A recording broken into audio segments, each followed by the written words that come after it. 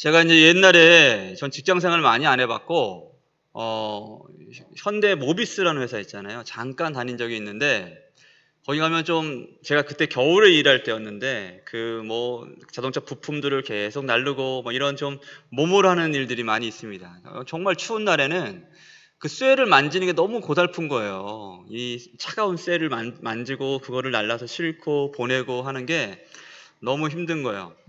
근데 거기 있는 분들하고 이제 가끔 대화할 일이 있고, 또 저보다 당시 한 13살, 14살 많은 형님이 저와 짝꿍이었는데, 이분한테 그랬어요. 안 힘드냐고. 어떻게 이렇게 힘든 일을 이렇게 오랫동안 이렇게 하시냐고. 그랬더니 그분이 뭐 예상하는 그런 대답을 합니다. 뭐라고 하냐면, 힘들어도 어떻게 먹고 살아야지. 예, 그런 얘기를 해요. 아침이 뭐 새벽이 영하 13도가 내려가고 영하 8도가 내려가고 해도 힘들어도 어떻게 먹고 살아야 되니까, 자식들 길러야 되니까 일해야지. 이런 얘기를 했던 기억이 납니다. 여러분, 그러면 사람의 목적이 먹고 사는 것일까? 요건 한번 좀 고민해 볼 필요가 있는데, 사람의 목적은 먹고 사는 것이 아닙니다. 우리 모두는 하나님의 영광과 하나님의 기쁨으로 창조되었다라고 말씀해요. 이사야서 43장 21절 말씀 보면, 이 백성은 내가 나를 위하여 지었나니 나를 찬송하게 하려 함이니라. 할렐루야. 나를 위하여 지었다라고 말씀하고, 하나님의 찬송이 되게 하기 위해서 지었다라고 말씀을 해요. 제가 이제 올해로 이제 결혼한 지 이제 갓 15년 됐습니다. 한참 이제 멀었어요. 멀었어요. 언제 키우나. 지난주에 잠깐 왔던 우리 친구는 결혼을 일찍 해가지고 벌써 아이가 대학교 2학년 이렇게 커 있는데, 물론 막내를 늦게 나가지고 막내가 3살이더라고요. 그 옆에 있는 친구는 또 쌍둥이를 낳아가지고 4살밖에 안 됐고, 하여튼 간에 언제 다 키우나 생각이 들지만, 우리 첫 아이를 낳을 때가 생각이 나요. 분만실에, 거기가 이제 기독교 병원이었던 것 같아요. 그래서 원하는 찬양을 틀어줬는데, 그냥 찬양이 계속 흘러나오다가 우리 아이가 응애 하면 나올 때 찬양이 뭐였냐면, 오직 주의 사랑에 매여라는 찬양이었어요. 저는 그런 거 사실 기억이 잘 안 기억력이 좀 약해서 잘 기억이 안 나. 희한하게 우리 아이가 나올 때만한 그때 기분은 잊을 수가 없는 것 같아요. 정신없이 저는 막 카메라로 막 찍고 있고, 아내는 이제 아이를 품에 안고 막 이렇게 눈물을 막 이렇게 흘리고, 저는 막 정신없이 탯줄을 자르는데, 이 탯줄 자르는 이 느낌이 너무 안 좋아가지고, 이거 왜 안 자르지? 어떻게 하지? 뭐 이것 때문에 잘못될까봐 겁이 나가지고 그러기도 하고, 처음 아이를 이렇게 안는데 이 아이를 어떻게 안아야 될지 모르겠는 거예요. 너무 겁이 나고, 그래서 그 이후로 잘 안 안았습니다. 거의 다 아내가 다 안아서 키우고 했는데, 그때 기분이 참 이렇게 묘해요. 너무 감사하고 행복하고, 또 아이가 있음으로 해서 느낀 어떤 그런 기쁨이 막 있고 막 그랬던 기억이 납니다. 저희 어머니도 가끔 저한테 그런 얘기를, 제가 우리 아이들을 막 이뻐하는 모습 보면은 약간 서운한 듯한 느낌으로 이런 얘기를 해요. 야, 자식은 다 그렇게 이쁜 거야. 자식은 다 그렇게 이쁜 거야. 맞는 말씀이에요. 그럼 자식 있는 부모님들은 다 공감할 것 같아요. 뭘 해서 이쁜 게 아니라 그냥 이쁜 거죠. 그냥 이쁘고 존재 자체가 이쁨입니다. 그래서 자식이 아프고 때로 힘들 때면 그냥 그 고통과 아픔을 내가 다 감당했으면 좋겠다는 마음이 들잖아요. 성경에도 귀신 들려 고통받는 여인이 예수님을 찾아와서 내 딸 좀 살려달라고 할 때, 내 딸을 살려달라고 하지 않고 나를 좀 살려달라고 하거든요. 그죠? 자식이 아픈 게 내가 죽을 것 같은 고통이 되는 거예요.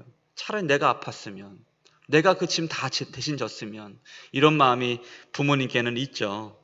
여러분, 이사야가 말씀하는 말씀, 이 말씀이 바로 그와 같은 의미의 내용인 거예요. 이사야는 우리의 존재 자체가 그냥 존재 자체만으로 하나님께 찬송이 된다고 말씀하고 있는 겁니다. 존재 자체가 기쁨이라고 말씀을 해요. 뭘 해서, 뭘 잘해서가 아니라 그냥 기쁨이라고 말씀해요. 그러면 여러분, 우리 신앙이 가장 아름다울 때가 언제일까? 우리 신앙이 가장 아름다울 때는 언제냐면, 우리를 사랑하시는, 그렇게 사랑하시고 기뻐하시는 그 하나님 안에서 살아갈 때가 가장 아름다울 때입니다. 우리가 하나님 안에 거하고 하나님이 우리 안에 계시는 삶, 이것이 바로 가장 아름다운 삶이요, 그것이 바로 사람의 목적이 되어야 된다라고 말씀하는 거예요. 그런 신앙에는 기쁨과 감사가 넘칩니다. 그런데 우리 신앙이 그런가요? 우리 여러분들 신앙생활이 그래요? 기쁨과 감사가 넘쳐요? 그러지 않을 때가 사실 더 많은 것 같아요. 기쁨보다는 뭔지 모르는 어떤 의무감과 책임감과 어떤 피곤함 가득한 삶을 살 때가 더 많이 있는 것 같아요. 왜 그럴까? 답은 단순합니다. 사람의 목적은 하나님 안에서 살아가도록 지음받았는데 우리가 우리를 기뻐하시는 하나님 안에서 살지 않기 때문에 피곤하고 답답하고 의무감으로 신앙생활할 때가 많이 있더라는 거죠. 여러분, 이것이 무엇을 말하는 거예요? 신앙은 관계라는 겁니다. 관계. 잘 기억하십시오. 무엇을 하고 무엇이 되는 것이 신앙의 목적이 아니라 신앙은 처음부터 끝까지 관계라는 거예요. 저는 우리 아이들이 이제 뭐 공부나 여러 가지 때문에 스트레스를 받으면 그런 얘기를 합니다. 우리 아들이 먼저 그런 얘기를 하긴 하는데, 아빠, 행복은 성적순이 아니래 라고 얘기를 합니다. 그런 말을 하면 동의를 하면서도 네 입에서 나올 말은 아닌 것 같은데 라는 생각이 들죠. 저는 그렇게 생각해요. 정말 스트레스를 너무 많이 받으면 그냥 공부하지 말라고 합니다. 왜냐하면 저도 우리 어머니가 저한테 공부해라 열심히 공부해라 해서 저를 키우지 않으셨어요.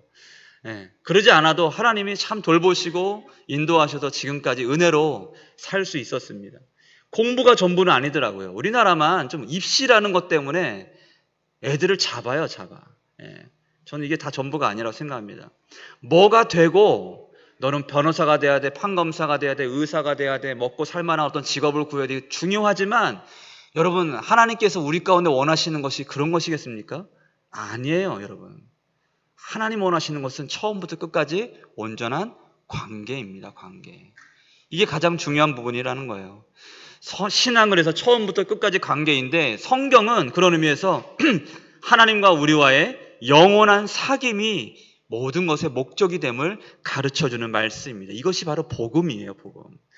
아무쪼록 저와 여러분이 하나님 안에서 이런 하나님과의 살아있는 은혜의 교제 안에서 아름답고 풍성하게 기쁨이 넘치는 삶 되시길 정말 간절히 축복합니다. 아멘입니다. 아멘. 자, 오늘 말씀에서 예수님께서는 자신을 생명의 떡이라고 계속 말씀하고 계세요. 51절 말씀 같이 읽겠습니다. 같이요. 시작. 나는 하늘에서 내려온 살아있는 떡이니.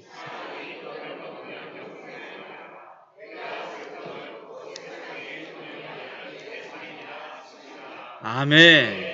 예수님은 생명의 떡이십니다. 그래서 누구든지 예수를 먹으면 영생을 얻게 된다라고 말씀해요. 그런데 예수님께서 자신을 가르쳐 하늘에서 내려온 살아있는 떡이라고 말씀하실 때 사람들이 반응이 어떻을까? 이 말을 들은 사람들은요, 아주 기가 찰 노릇이었어요. 자기가 하늘로부터 왔다고? 그것도 참 용납이 안 되는 말인데, 자기가 떡이라고 하질 않나? 또 자신을 먹어야 산다고 하질 않나? 이거는 뭐 야만인도 그렇게 하질 않는데 어떻게 사람이 사람을 먹어? 뭐 이런 식의 어떤 이교도적인 어떤 이해를 가지고서 예수님 말씀을 이해했습니다. 그러다 보니까 예수님의 이 말씀을 들은 사람들 사이에서 일대 소란이 일어나요.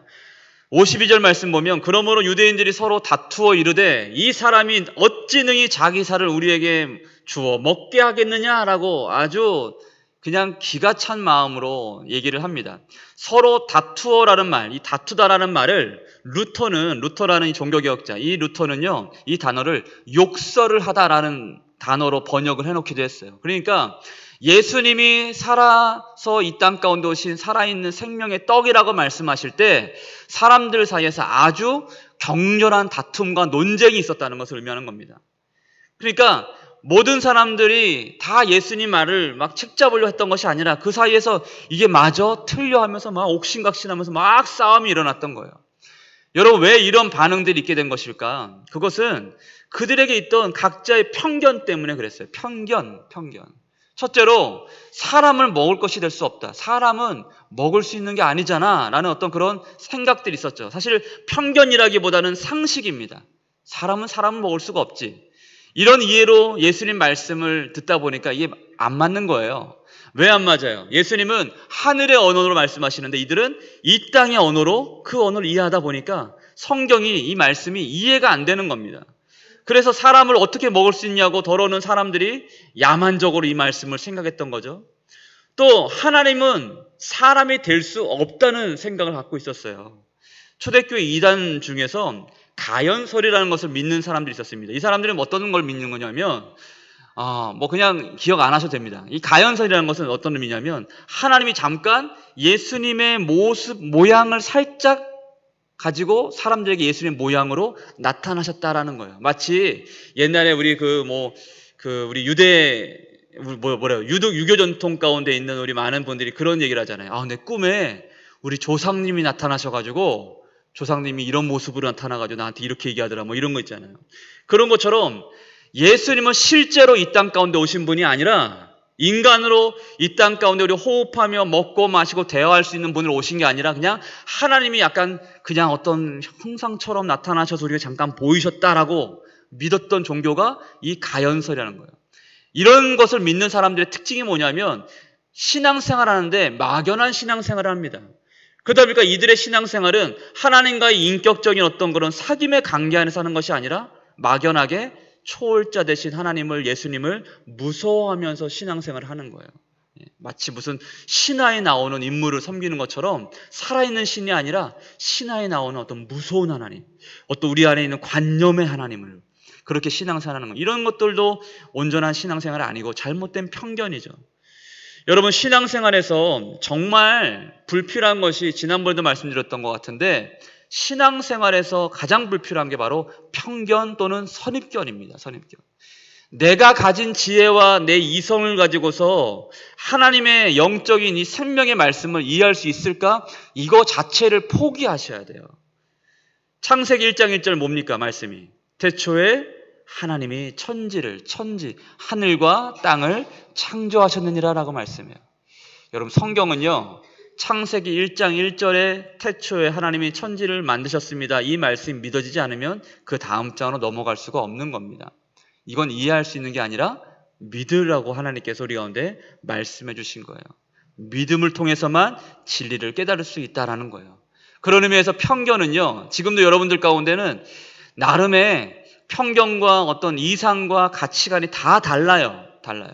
여러분, 그런 것으로 예수를 믿을 수 있는 것이 아닙니다. 교회를 선택할 때도 어떤 걸 선택해요? 목사님 말하는 가치가 나하고 잘 맞는가? 이 교회가 말하는 것, 이 교회가 지키는 어떤 그런 전통들, 이런 것들이 내가 자라온 어떤 그런 환경, 어떤 경험들하고 잘 맞는가? 이런 것들로 교회를 선택하거나 또 목사님의 설교를 듣고 교회를 정하기도 하죠. 여러분, 그런 것도 중요한 것이지만 그런 걸로 여러분들 우리가 진리를 판단할 수 있는 것은 아니에요. 사람들이 소위 은혜 받았습니다 라고 말하는 분이 계세요. 우리 성도님들은 제가 참 감사한 게 표현을 정말 잘하세요. 표현을.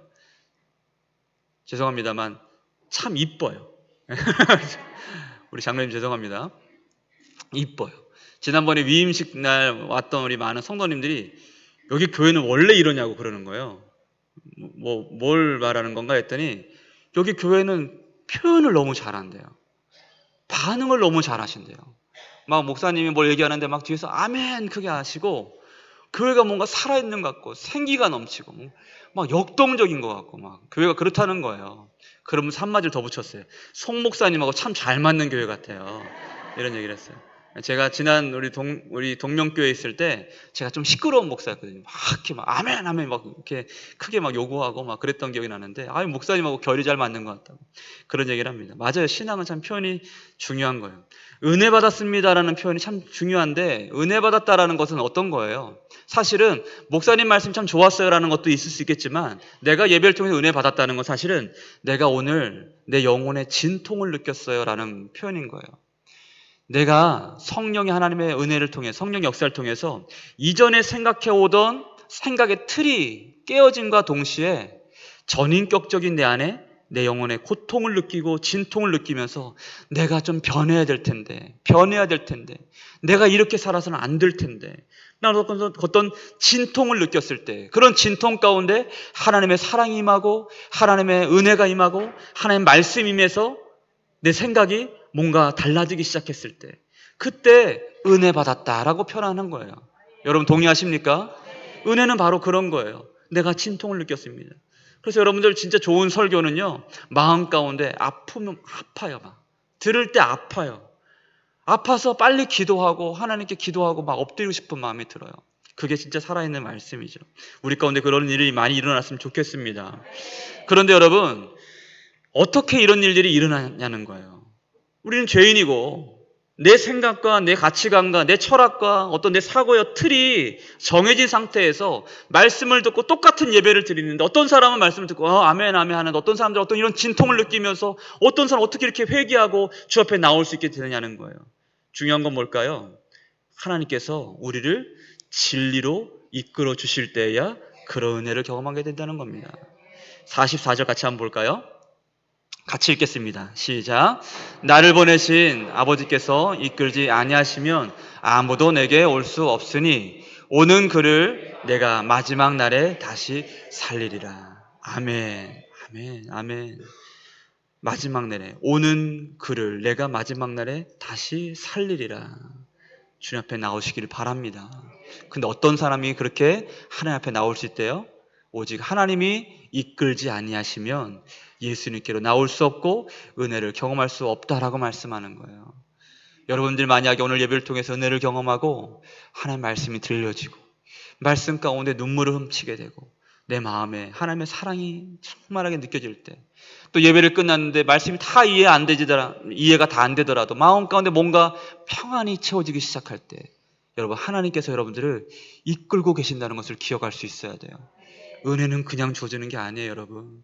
또 놀라운 신비고 놀라운 기적입니다. 여기서 이끌다라는 말은요, 누가는 히브리어로 마샤크라는 단어를 썼는데, 이게 어떤 의미냐면 각기 옳은 소견대로 완고하게 살아가는 백성들을 하나님이 영원한 사랑으로 이끄시는 어떤 그런 행위를 의미합니다.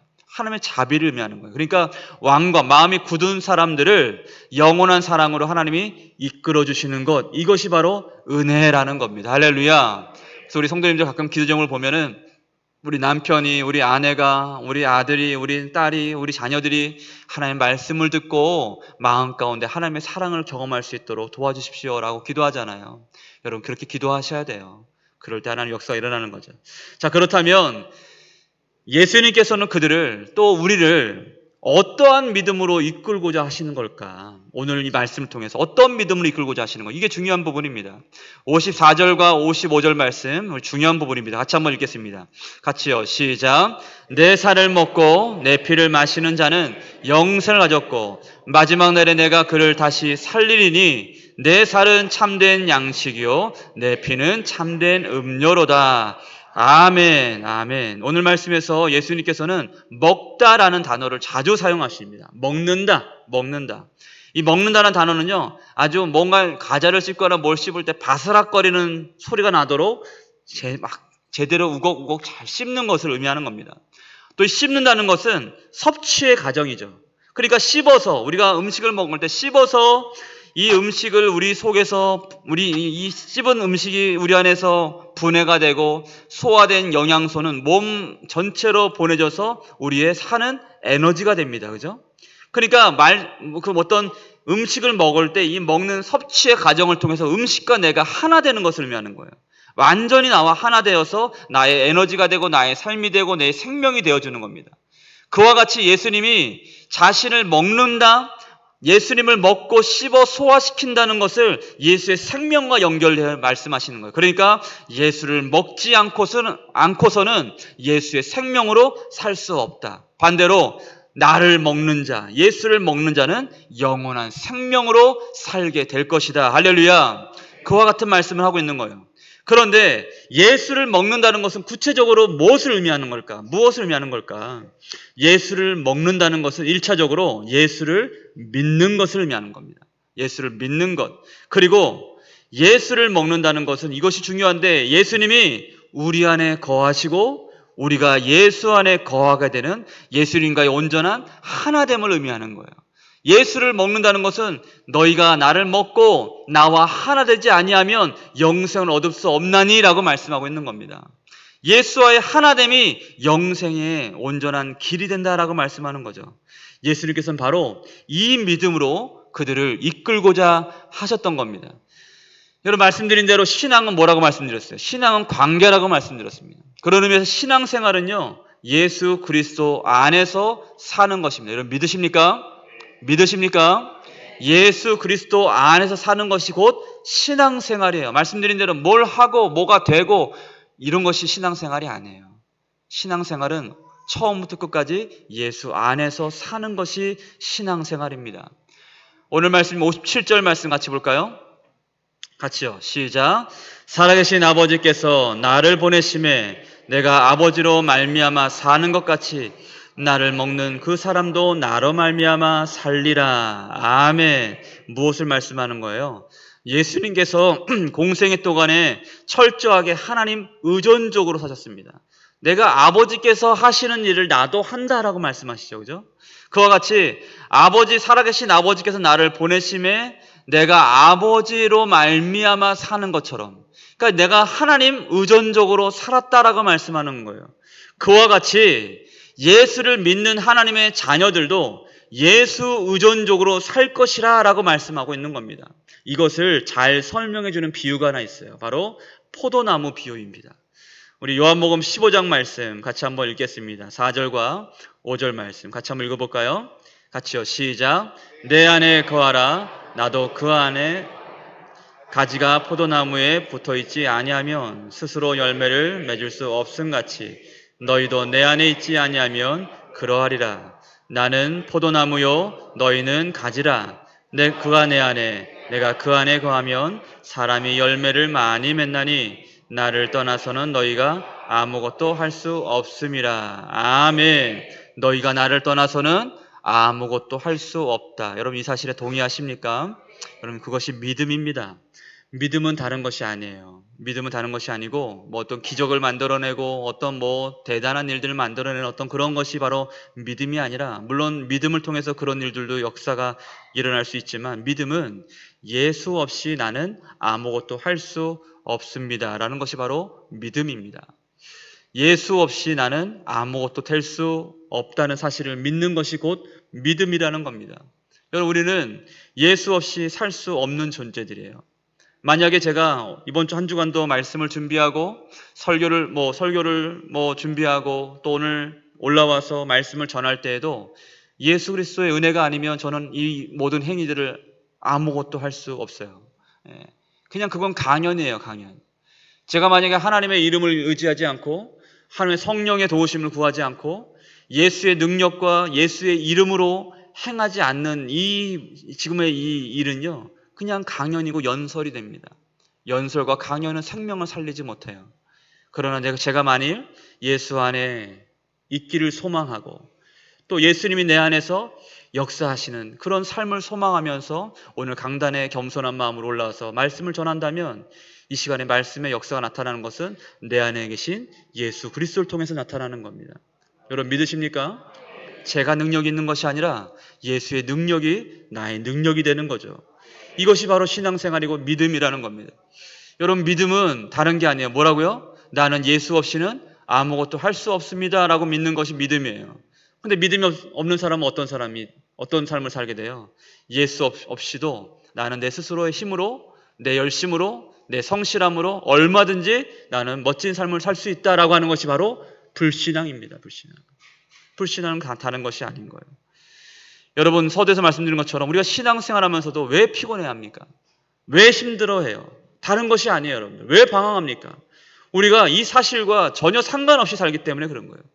예수 안에 사는 것만이 길이요 진리요 생명이라고 말씀하는데 내가 예수 안에 살지 않기 때문에 피곤하고 지치고 힘들고 욕구불만에 짜증나고 또 서운한 일은 되게 많고, 많은 부흥사 강사분들이 얘기하잖아요. 여러분들 섭섭이병에 걸리면 이건 참 약이 없습니다라고 얘기해요.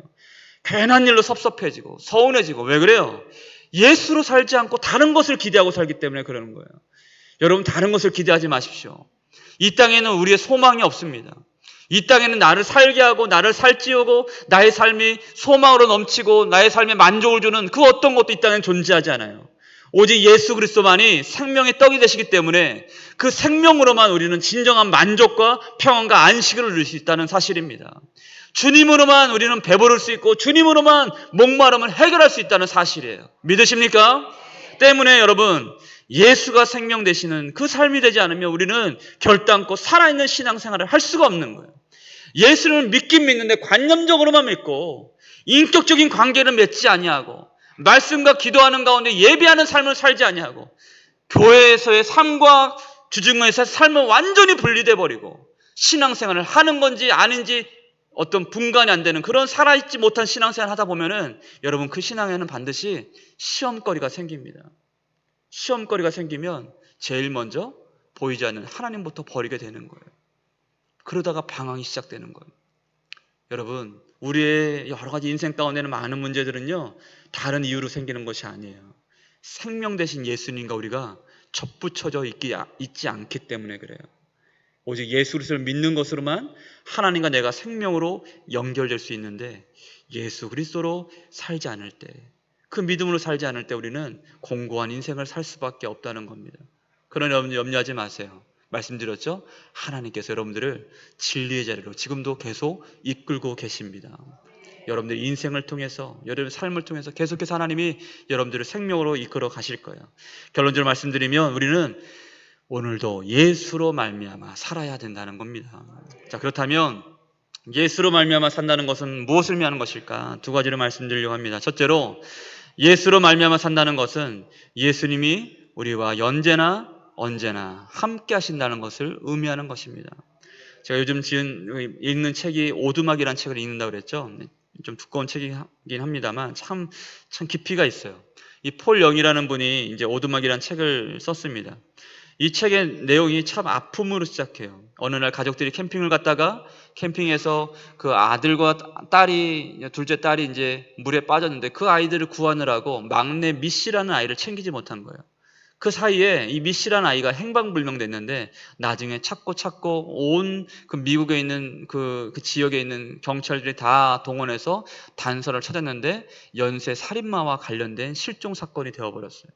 그리고 아이의 피 묻은 옷을 어느 오두막에서 발견하게 됩니다. 그로 인해서 거대한 슬픔이 그 집안에 밀려오게 돼요. 그 아빠는, 이 맥켄지라는 아빠는 그 상실감뿐만 아니라 자기를 계속 고통 가운데 밀어 넣었습니다. 자기를 용서할 수가 없는 거예요. 아들, 딸을 구하는 것도 뭐 중요했지만 그 아이들 돌보느라고 내가 왜 그 아이들에게 그 배를 타고 나갈 수 있도록 허락했을까부터 시작해서 계속 후회와 미련의 시간들을 보내야만 했습니다. 그 후회와 미련의 괴물들과 계속 싸우며 살았어요. 자신을 용납할 수 없었어요. 그러다가 어느 날 우체함을 딱 열었는데 거기에 자신을 초청하는 편지가 계속 오는 거예요. 뭐 맥켄지 오두막으로 오십시오. 뭐 이렇게 오면서 그 밑에 파파로부터, 파파는 그 집이 그 기독교 신앙의 집안이었는데 하나님을 부를 때 항상 파파라고 불렀다고 해요. 이게 뭐예요? 누가 나에게 이런 장난을 쳐도 이런 장난을 칠 수가 있어 하면서 막 분노하고 의심하고 때로는 공포에 빠져하면서 친구에게 차를 빌려서 또 권총 한 자를 차고 그 오두막으로, 그 고통의 자리로 그가 찾아갑니다. 근데 거기서 많은 내용을 차지하고 신비한 일을 겪게 되는데 오두막이 갑자기 자기가 잠깐 의식을 잃었다가 깼는데 오두막이 너무나 아름다운 곳으로 변해 있고 거기서 성부, 성자, 성령 하나님이 인간의 모습으로 나타나는 모습을 만나게 돼요. 그리고 이 하나님과 계속 대화를 나눕니다. 자기 안에 있는 어떤 그런 질문들, 궁금한 것들, 해결되지 않는 것들을 계속 나누면서 세상에는 왜 악이 존재합니까? 등등부터 계속 대화를 나눠요. 근데 그곳에서 그는 아주 하나님의 아름다운 따스한 사랑을 느낄 수 있었어요. 그런데 그럴지라도 딸을 잃은 슬픔과 분노만큼은 절대로 해결될 수 없었어요.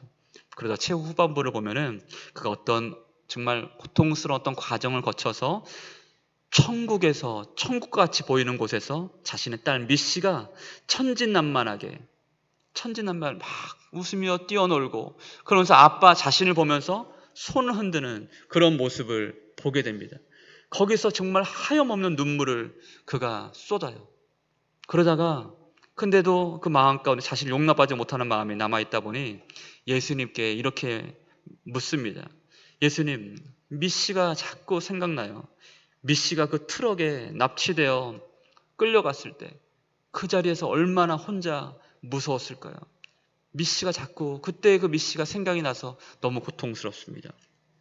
얘기가 길었는데 여러분, 그럴 때에 예수님께서 그 맥켄지의 어깨를 부드럽게 잡으시면서 말씀해 주셨어요. 그때 이렇게 말씀하세요. 미씨는 절대 혼자가 아니었어요. 내가 그 아이 곁에 있었으니까요.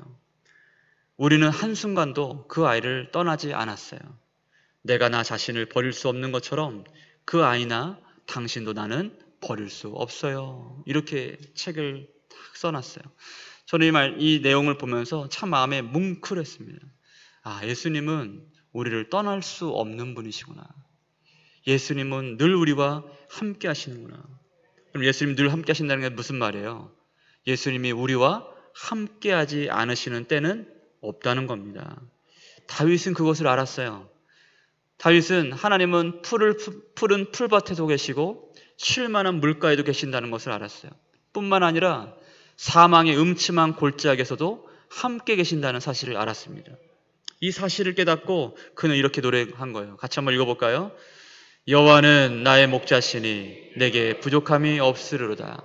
그가 나를 푸른 풀밭에 누이시며 쉴 만한 물가로 인도하시리로다. 내 평생의 선하심과 인자심이 반드시 내가 여호와의 집에 영원히 살리로다. 아멘. 여러분, 우리를 사랑하시는 우리 하나님은 우리와 함께 계십니다. 여러분, 우리가 자녀들을 그렇게 사랑하죠? 우리 자녀들 정말 사랑합니다. 그러나 우리는 우리 사랑하는 자녀들과 모든 순간 함께 할 수 없어요. 그러나 예수님은 그들과 지금도 늘 함께 변함없이 계십니다. 그것을 우리가 의심할까봐 임마누엘이라는 구체적인 이름까지 주셨어요. 하나님이 우리와 함께 계시다라고 말씀하세요. 또 우리는요, 우리의 모든 짐을 혼자 지고 가지 못합니다, 여러분. 그러나 예수님은 그 모든 짐을 지시고 오늘도 우리와 함께, 우리 곁에서 우리와 함께 걸으십니다. 또 우리의 삶에는 끊임없는 위협과 고통이 찾아오곤 합니다. 그러나 결국 우리가 이깁니다, 여러분. 이겨요. 어떻게 이길 수 있습니까? 나와 함께 계시는 예수님 때문에 이길 수가 있는 거죠. 예수님이 강하시기 때문에. 예수님이 나 대신 싸워주시기 때문에 이길 수가 있는 거예요. 이처럼 여러분, 예수로 말미암아 산다는 것은 오늘도, 내일도, 지금 이 순간에도 예수님이 나와 함께 하심을 잊지 않는 것. 이것이 바로 예수로 말미암아 산다는 의미가 되는 것입니다. 마지막 두 번째로, 예수로 말미암아 산다는 것은 우리가 사랑받으며 사는 것을 의미하는 거예요. 제가 요즘 막 다시 러닝을 시작을 했습니다. 가을이 되니까 뛰기가 좋더라고요. 막 뛰어서 낮에 달리기를 하는데, 지난 며칠 전에 지나가다가 휠체어에 앉아있는 한 아이를 이렇게 봤는데, 순간 보호자와 아이를 실컷 이렇게 저도 모르게 이렇게 순간 싹해 보게 됐어요. 근데 한눈에 봐도 이 아이가 심각한 장애를 안고 있었어요. 눈은 이렇게 뜨고 있는데 눈은 보이지 않았고, 몸은 제 손목이 가는데 팔다리가 제 손목보다 가는 상태였어요. 움직일 수 없는, 그냥 앉아 있을 수밖에 없는 정도의 상태였습니다. 그냥 딱 봐도 우리 아들 정도 돼 보이는 아이였습니다.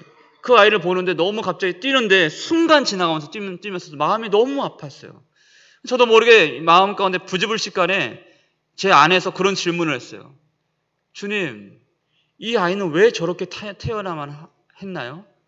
이런 질문을 제 스스로 하게 됐어요. 사실은 좀 못된 질문이긴 했습니다. 어떤 질문이었냐면, 사실 무엇 묻고 싶었냐면, 저런 아이가 무엇을 할 수 있다고 하나님 그렇게 만드셨냐고요.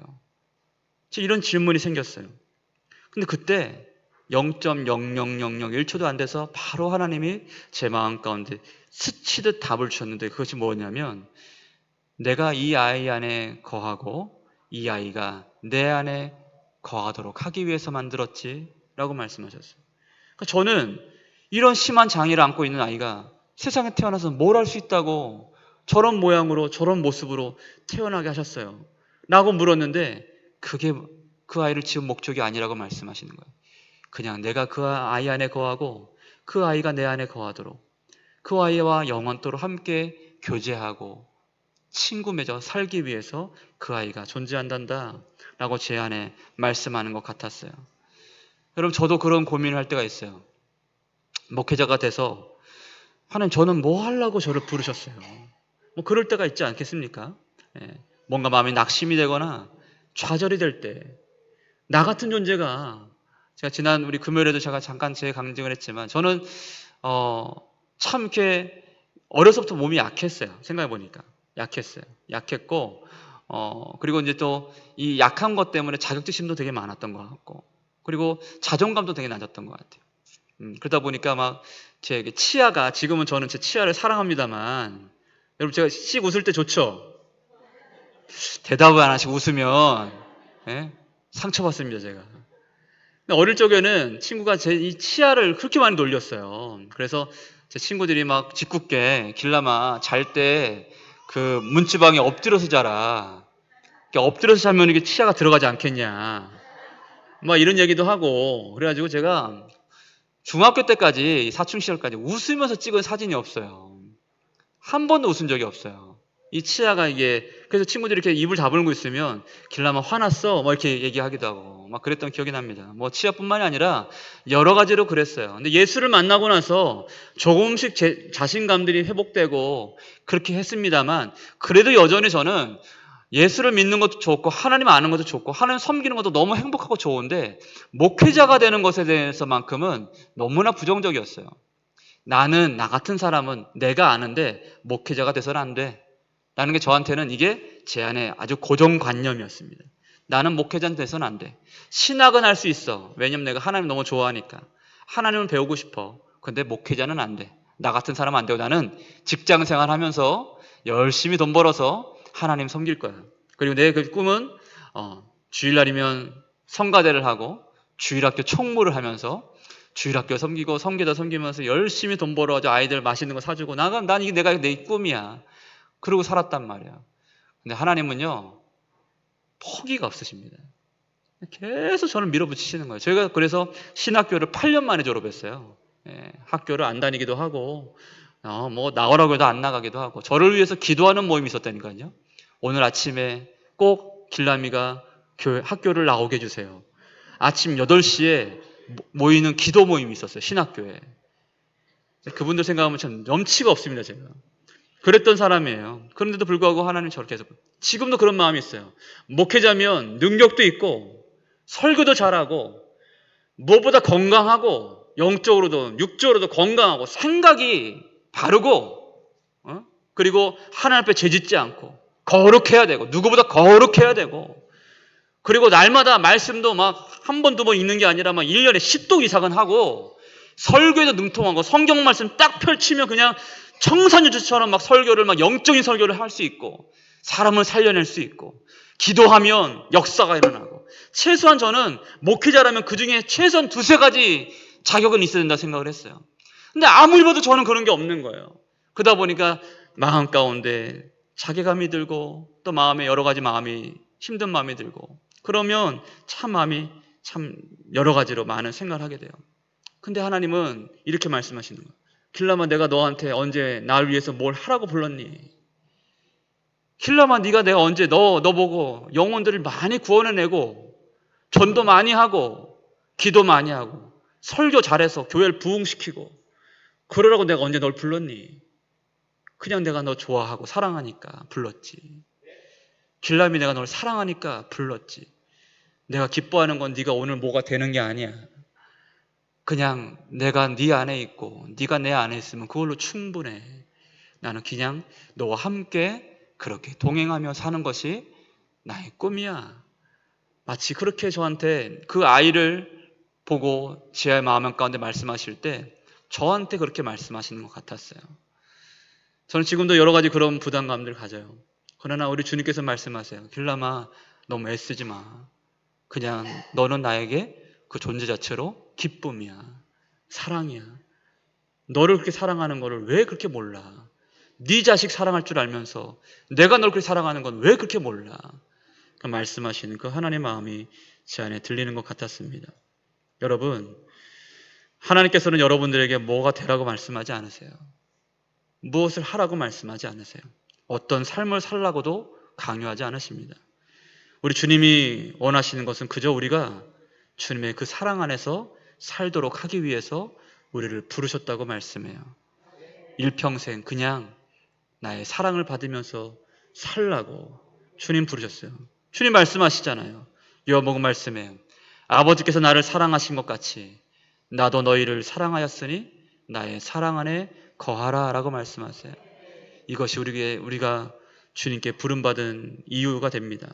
사랑하는 성도들, 말씀 마무리합니다. 주님은 우리의 모든 것을 다 아십니다. 여러분 지금 뭘 고민하고 뭐 때문에 아파하고 뭐 때문에 무거워하는지 주님 다 아십니다. 그러나 기억하십시오. 주님이 우리와 함께 계십니다. 그리고 우리를 너무나 사랑하십니다. 지금의 우리가 어떠한 모습이든 어떠한 상황이든 사람들이 우리에게 무엇이라 손가락질하든 상관하지 않고 여전히 우리는 주님의 기쁨입니다.